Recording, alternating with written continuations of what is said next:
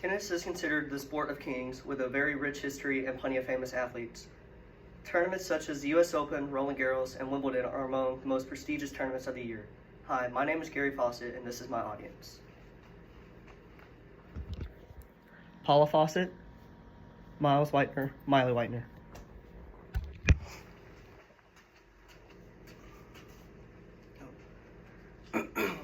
According to RealBuzz.com, tennis is the 7th most popular sport in the world. Some of those famous tennis players include Roger Federer, Simona Halep, Rafael Nadal, and Pete Sampras, just to name a few.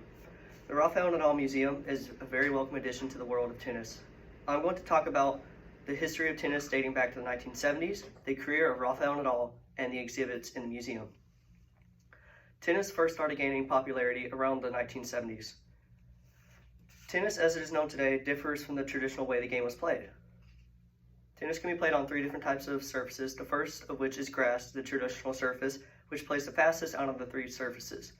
Clay is the second surface, which plays the slowest of the 3, and hard courts, such as concrete, are the most common and are a very good middle ground. However, tennis used to be played exclusively on grass until the late 1800s, until clay was introduced.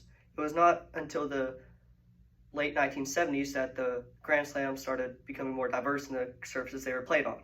At that time, 3 of the 4 Grand Slams were played exclusively on grass, those being Wimbledon, the US Open, and the Australian Open, with Roland Garros being played on clay at the time. The way the game is played has also changed as much as the surfaces on which it is played. With the discovery of new grips, ways to hold the racket, it became possible for one to stay at the back of the court and hit ground strokes instead of the traditional serve and volley play style. Let us now discuss the career of Rafa Nadal. The career of Rafael Nadal has a lot to it, from his 22 Grand Slam titles, career statistics, and influence on the world of tennis. Rafael Nadal is a member of the Big Three, a small group of players consisting of himself, Novak Djokovic, and Roger Federer. Across his 21-year career, Nadal has won 22 Grand Slam titles, the biggest tennis tournaments of the year. Of the 4 Grand Slams, Wimbledon, US Open, Roland Garros, and Australian Open, Nadal has won the most out of the other members of the Big Three, those members being Djokovic and Federer, with Djokovic having won 21 and Federer having won 20 Grand Slams. Nadal is considered one of the best clay court tennis players of all time. With a record of 81 straight match wins on clay and 14 Roland Garros titles, which is played on a clay court, he has earned his nickname King of Clay. Rafael has set many records in the world of tennis. He is the youngest tennis player to win a Grand Slam at 19 years and 3 days. He is also the youngest player to achieve the career Grand Slam, which is winning each Grand Slam at least once in a player's career, at 24 years old.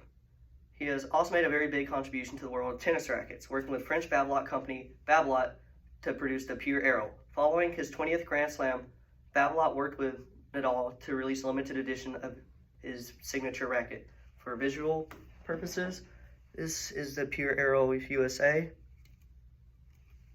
and this is the Pure Aero Rafa.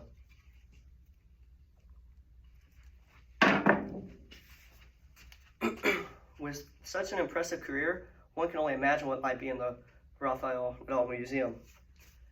Even though it is his museum, other athletes such as Roger Federer and even Michael Jordan have also donated to his museum. Memorabilia associated with Nadal's career, such as each of his 22 Grand Slam trophies, and some of the outfits he has wore to win those Grand Slams. Roger Federer, a very close friend of Nadal off court but bitter rival on court, donated the outfit he wore to the very last tournament he played of his professional career to the museum as well. As I stated, Roger Federer, fellow tennis legend, alongside Nadal, has donated to the museum. It's interesting to note that Michael Jordan has also donated to the museum, donating a signed jersey, as well as Usain Bolt, the famous track runner, donating a pair of shoes to the museum. You now know about Rafael Nadal and the imprint he has made on the world of tennis. Rafa Nadal has had a very successful career in tennis, and he is very much deserving of his own museum. Nadal has had an almost unreproducible impact on the world of tennis, from records such as being the youngest Grand Slam winner to impressive feats such as winning a Grand Slam while suffering from a rib injury.